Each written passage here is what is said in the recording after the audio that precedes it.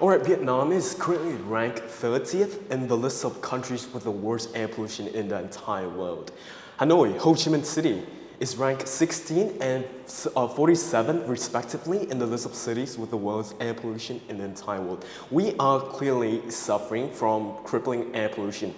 And what's the culprit behind that? What's the main factor that contributed most towards our nation air pollution crisis? Well, if you've been looking around well enough, you obviously know that it's vehicle emission, specifically our nation's 50 millions and 4.5 millions traditional internal combustion engine motorcycle and cars, according to the National Traffic Safety Committee and Vietnam Registers.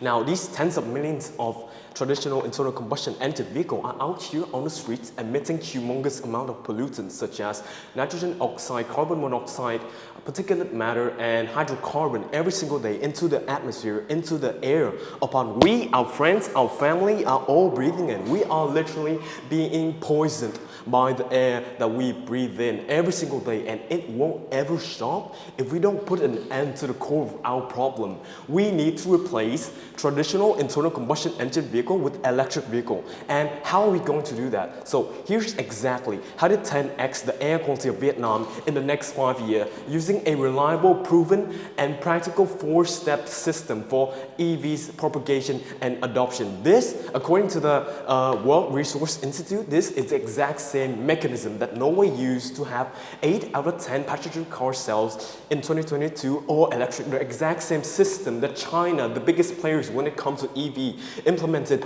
to sold 4.4 million electric vehicles in 2022, which is 1.4 million more than the whole rest of the world combined.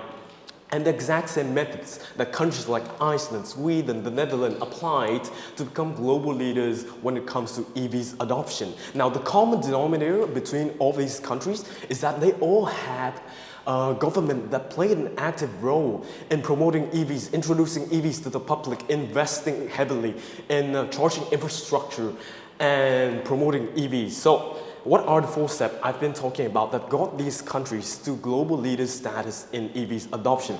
First step is implementing supportive financial policies that would make EV more cost competitive. What the World Resource Institute found out is that EVs adoption skyrocketed when EVs became a more financially sound decision than traditional gas or diesel vehicle.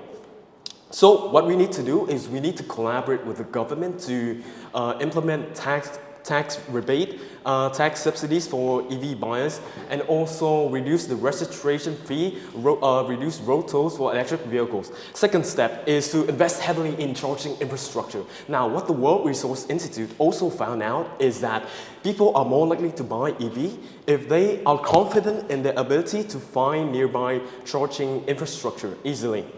So what we need to do is we need to install multitude of charging infrastructure throughout the nation, on highway, in urban areas, in rural areas, in the workplace, at home. Third step is to spread a culture of environmental protection. We need to cultivate here in Vietnam, in the school curriculum, a culture for environmental protection, because all of these countries that I've talked about, I've mentioned, they all had a very strong culture of environmental protection from a young age. That's instilled to them by the school curriculum.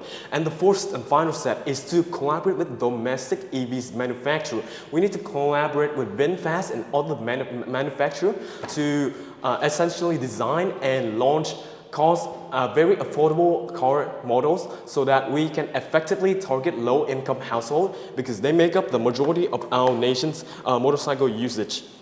And so if we just, 1, implement financially supportive policies, 2, invest heavily in charging infrastructure, 3, cultivate a culture of environmental protection, and 4, collaborate with domestic EVs manufacturers, I believe wholeheartedly that we will inevitably be able to improve the air quality of Vietnam by 10x in the next 5 years without any issues.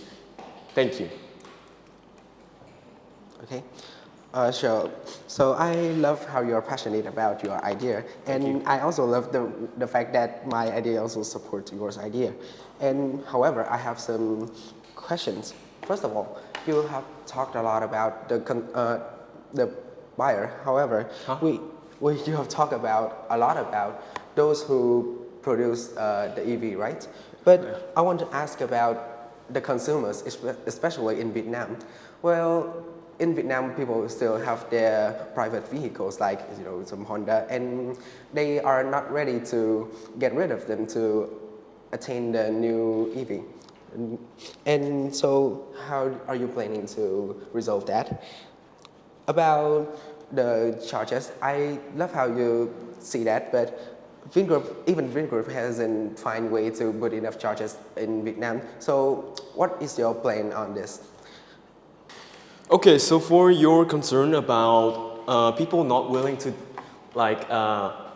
forget about their traditional internal combustion engine vehicle, so my solution to that is we will have a program where people can essentially trade in their internal combustion engine motorcycle and cars to actually gain more credit towards purchasing electric vehicles. That would make it more likely that people are more willing to purchase electric vehicles. And for your second concern about Vingroup not being able to implement enough charging station, now because this is a very new concept that Vingroup has been trying to grapple with in the last 1 year. They haven't been able to do it fast enough.